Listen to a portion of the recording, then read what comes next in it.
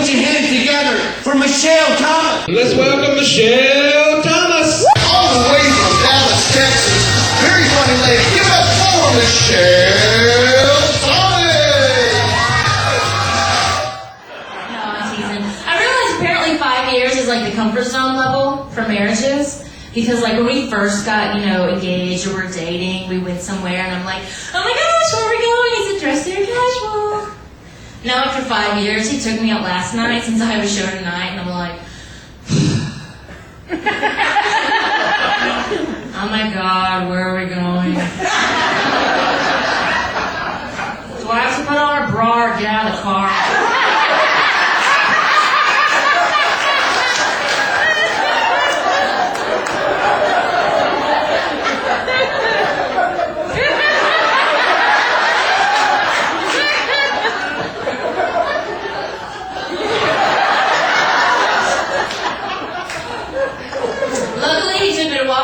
I didn't have to wear a bra.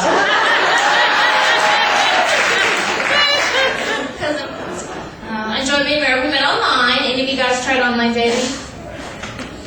You did? What site did you use? Wait, was it something weird like Craigslist or Auto Trader? Something crazy? What site did you use?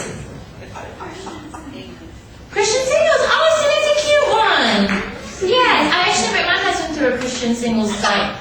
Actually, that's what I tell people. In reality, when people ask me where we met online, they're like, "Oh my goodness, did you use eHarmony?" No, because eHarmony's $50. I wanted love, but not that bad. We actually met through Don'tDieAlone.com.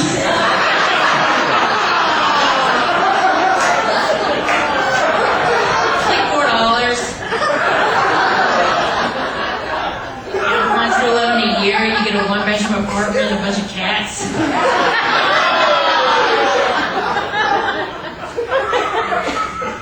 awesome.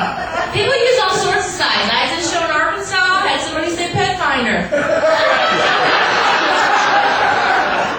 I'm not into judging.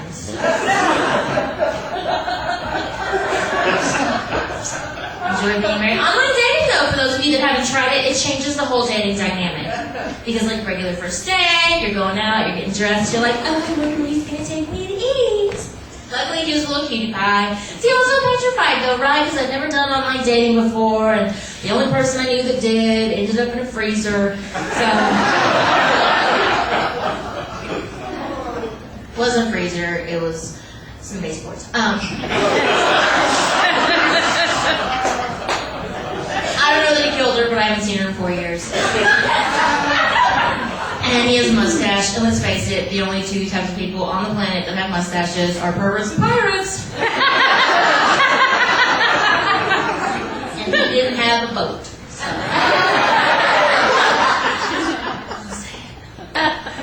No, it's alright, I was petrified. So before I went inside, I was sitting in my car and I'm praying. I'm like, please don't be a serial killer. Please don't be a serial killer. In his defense, though, y'all, later he admitted to me he was in his car going, please don't be a dude. Please don't be a dude.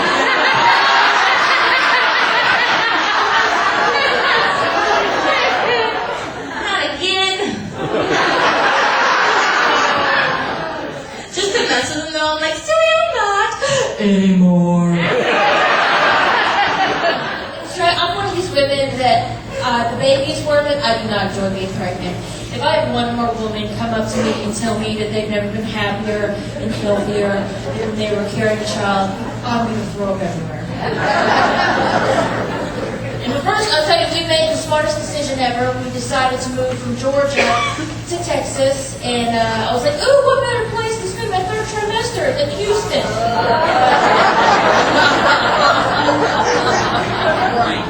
Yeah, and everyone's like, oh, but it's a dry heat. Not in Houston, it's not. I even had a woman try to make me feel better. She goes, no, sweetheart, see, the humidity is good for your skin because you sweat a lot. It moisturizes your skin. And I'm like, you know what? I will take dry skin over no cleavage sweat any day of the week.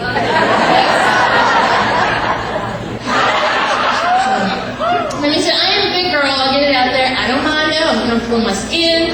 The only thing I hate is that nobody, and I mean nobody, knows how to compliment a big girl. I had a woman tell me to my face the other day, "Sweetheart, I just want you to know you are still very cute despite your size." Shut up! You might as well have walked up to me and been like, "You know, for a fat chick, you sure don't sweat much." Another thing I haven't tried, like my grandma, she tells me, she's like, "Michelle, you're overweight and I think it affects your career. First impressions are everything. When someone sees you, what's the first thing that goes through their mind when they see how big you are?" And I'm like, "I don't know. There's a pretty good chance I got candy in my purse." Because I do. He's trying to get me into cooking too. Like, cause growing up, my mom's motto was, if you can't microwave it, then you don't need to eat. She was busy though. I got to get her, you know, I'd ask, like, "What's for dinner?" And she's like, "Imagination." Again? I think that last time. Which, and it was always, you know, cool when I would go stay the night at my friend's house, whose moms would like make big, huge meals, because they would sit down and they would pray, and they were like, "Dear Lord, thank you for this pot roast and mashed potatoes with homemade gravy, corn on the cob, apple pie, steaming rolls. Amen." And I'm at home like, "Dear Lord, thank you for this Hot Pocket." And it's crispy fried cheese and a flaky crust on it. Everyone says, "Oh, for having a baby, you gotta learn to cook." No, we don't.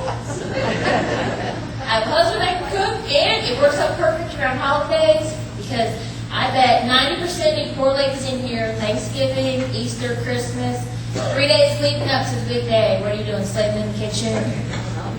Yes. Nope, not me. When it comes time to dole out who brings what to family events, it's always the same thing. They're like, "Oh, okay, Sue, I need you to bring, the red velvet cake that you make, it's so fabulous. And you can bring the sweet potato casserole. Oh, and the broccoli and cheese casserole, that'd be fabulous. Okay, and I'm going to need you to bring spare ribs that you make. You can make some baked beans and coleslaw. And Michelle, what's that thing that you brought last year that was so good? I'm like, the ice? Yes!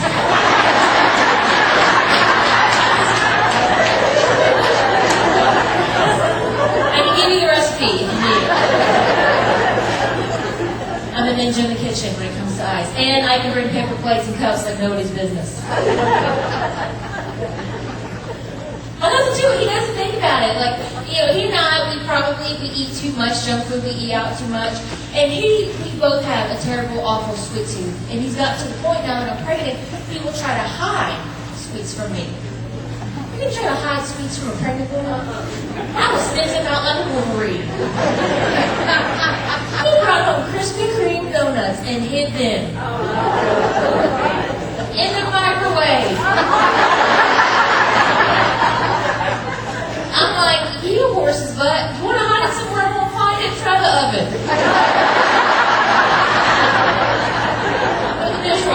I did work at the doctor's office, which actually was pretty awesome, because every single day I got to take different men into tiny little rooms and make them take off all their clothes. And it was never uncomfortable like you think it would be. Well, I say that. It got uncomfortable when they realized I was the receptionist. By then it's too late. I'm like, "Keep on dancing, monkey boy." I love my side of day job, and believe it or not, I own and operate a daycare. Usually the first thing that people think of when I say that, they're like, "Oh my God, what parent in their right mind would trust their child with a comedian?" And believe me, honey, I wake up each and every morning hungover, just as surprised as you.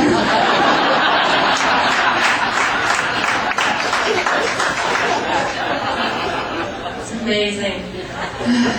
The kids, and people always ask me too, they're like, "Aren't the kids annoying?" And they are. I have one little boy that is ADHD, and his mom doesn't medicate him.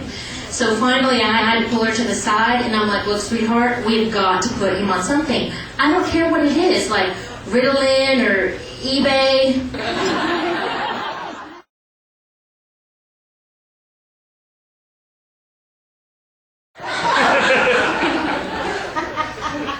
obsessed with cupcakes. I love them. Which, see, in addition to comedy, I also, two things in life I'm passionate about: cupcakes and breast cancer awareness. I know. Give it up for breast cancer! So, in addition to comedy, I also am the creator and founder of a local breast cancer organization. It's called Ha-Ha's for Tatas. What Ha-Ha's for Tatas is I hold comedy fundraisers all over. We're actually going nationwide now. We did our first one in Tulsa. We're about to do one in Phoenix, Arizona. And I hold comedy benefit shows and donate the proceeds of the shows to breast cancer organizations. And I'm excited to be here tonight, y'all. I'm feeling pretty sexy. I got my Spanx on tonight.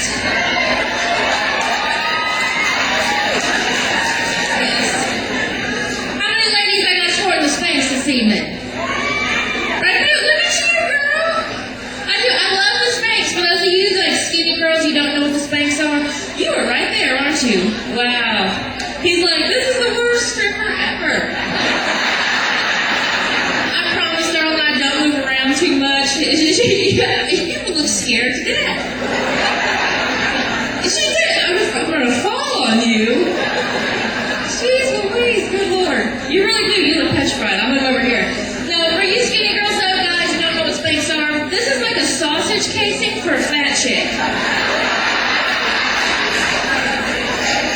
Yeah. The lady, when I bought these at Lane Giant, she told me, she's like, baby girl, you might look pregnant when you walk towards her, but you will look darn good when you walk away. Just what the doctor ordered. Thank you. You are right. That was, it was very funny. We enjoyed it. It was great. Thank you so much. Thank you. You have to see it. It's one of a kind. It's great female humor. Please don't miss it. Wonderful. I had a great time and laughed till I cried. It was really great. I think the greatest thing about the show tonight was watching real women be real women. So much fun. It was great. I never come so close to wearing my pants in public. Great